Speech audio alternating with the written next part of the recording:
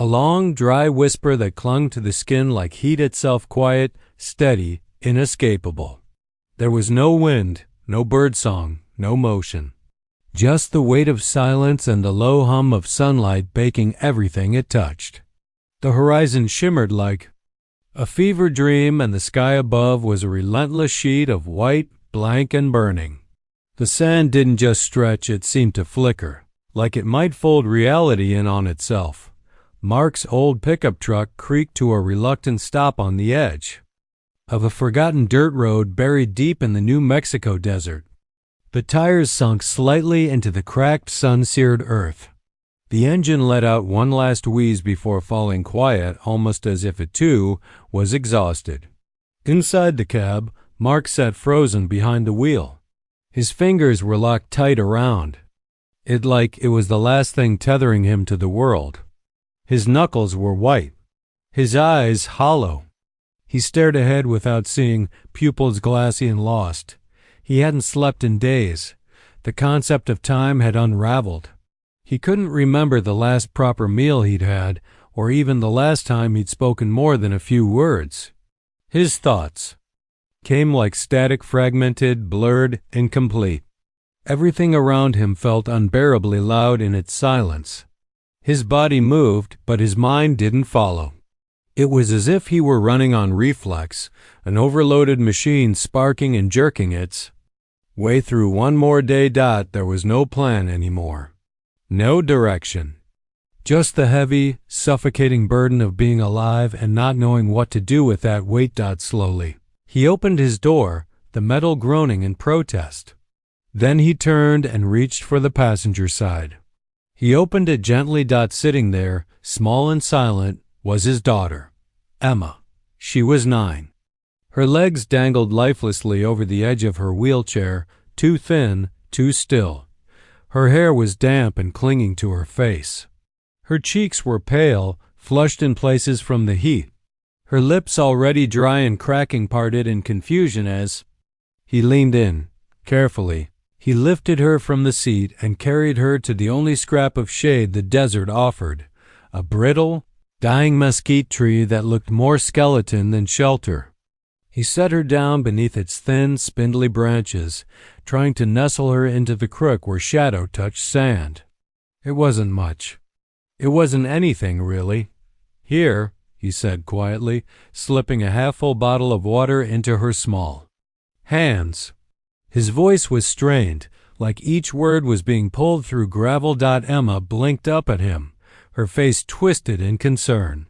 "Where are we?" she asked, her voice dry and hoarse. Mark didn't meet her gaze. He looked past her at the endless desert.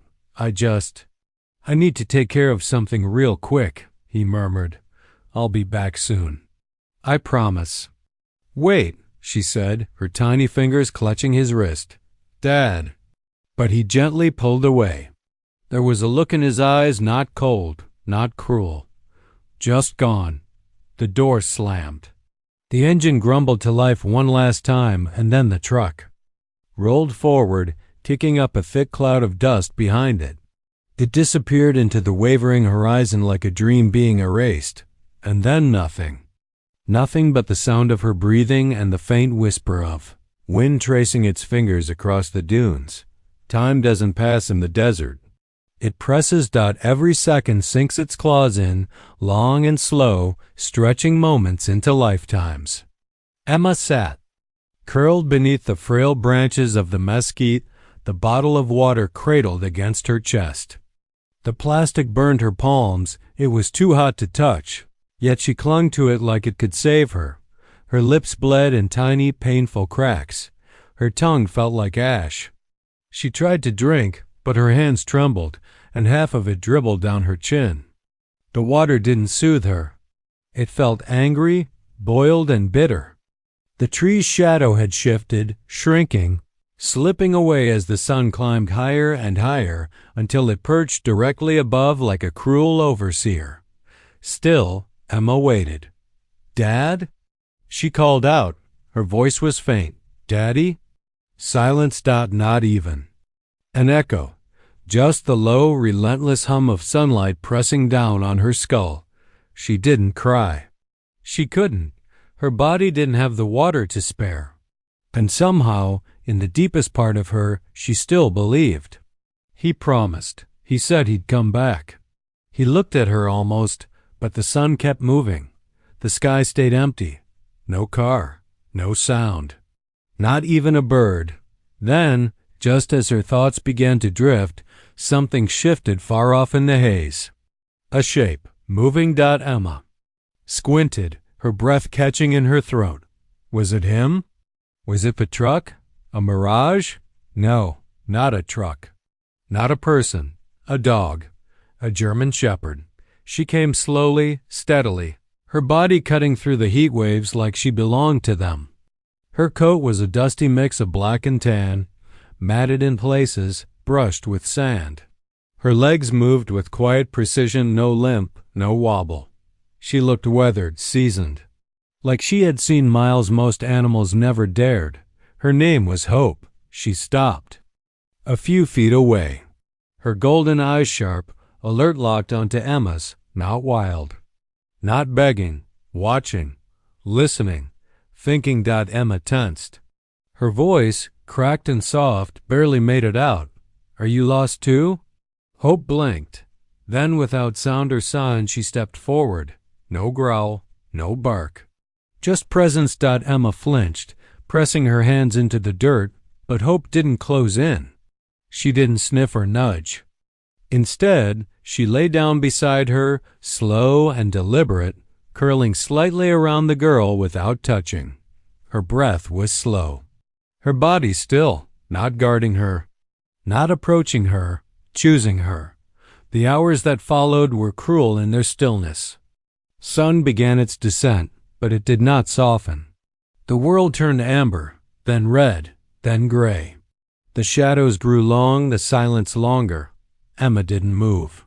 She whispered sometimes, half thoughts, fragments of memory. He ran out of gas, maybe. He always says he'll come back. Hope said nothing. She didn't have to. She stayed. The water bottle was nearly empty now. Emma's lips peeled. Her fingers felt like they were shrinking into themselves. Her legs useless since the accident ached, with the strain of being held still. Her spine throbbed against the ground. And then, without warning, the last string in her chest gave out. She didn't scream. She didn't even sob. She whispered, "He's not coming back." The truth tasted worse than the heat. Emma leaned into Hope's fur, dry and coarse, but there, and let herself believe for just a moment that maybe being left didn't mean being alone. Night in the desert arrives like a trapdoor. One moment, it's light, and the next, it's gone. The temperature collapsed, plummeting without pity. The same air that once scorched her skin now slashed it open with cold. Every breath hurt. Every gust of wind whistled through the brittle tree like a ghost crying out. Her body began to shut down. She couldn't move. Her hands stiffened. Her chest felt hollow. The bottle rolled away. She couldn't reach it. Her voice was gone, but Hope was still there. When the wind turned savage and the dark pressed in tight, the dog didn't run. She shifted closer, curled around Emma like she was made for this moment. Her warmth was imperfect, but steady. Her presence was real. Emma whispered one last thing. "I'm scared." Hope didn't answer, but her tail brushed gently against the girl's side, a wordless reply. And that night, under a sky of cold stars, Emma finally spoke everything about the wheelchair, the accident, the hospital, the mom who left too soon, the father who didn't know how to stay. Her words came jumbled and slow, but Hope never moved, and when sleep finally came, Emma didn't dream of being rescued. She dreamed of not being abandoned. Morning came, reluctant, forgetful. The desert burned again. Emma was pale, lips split, cheeks crusted in salt, but her chest rose. Her heart beat. And Hope, still there, stood slowly, ears perked. Then came a sound, leather creaking, hooves drumming against the dry earth, voices. 3 ranchers on horseback crested the nearby hill, their eyes squinting. In disbelief, "God in heaven," one muttered, "that's a child." He dismounted, approached slowly. Hope stood, stiff, alert. She moved between him and Emma, her body low, muscles tight. "It's okay, girl," the man said, hands raised. "In peace, we're here to help." Hope didn't move. Not until she knew Emma was safe. Hope didn't budge.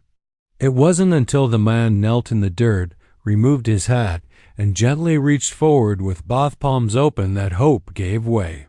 Just slightly, reluctantly, Emma opened her eyes halfway. Her voice was barely more than air. "She's savage," she breathed. The man leaned in, his voice gentle. "We've got you, sweetheart. You're safe now." One of the other riders wrapped Emma in his jacket. Another brought water. As they lifted her into the saddle, Hope circled once, then followed, refusing to leave her side. And no one asked her to. Mark hadn't slept. Since the moment he left, guilt had wrapped around him like a rope, tightening with every passing mile. Had told himself he'd go back, that he just needed a few hours to think, to breathe, to not feel like a complete failure. But time had gotten slippery. One day became Metwo, 2 became a blur. He couldn't shake the image of Emma's fingers clutching his wrist. He returned to Thesum gas station over and over, asking if anyone had seen a little girl in a wheelchair. No.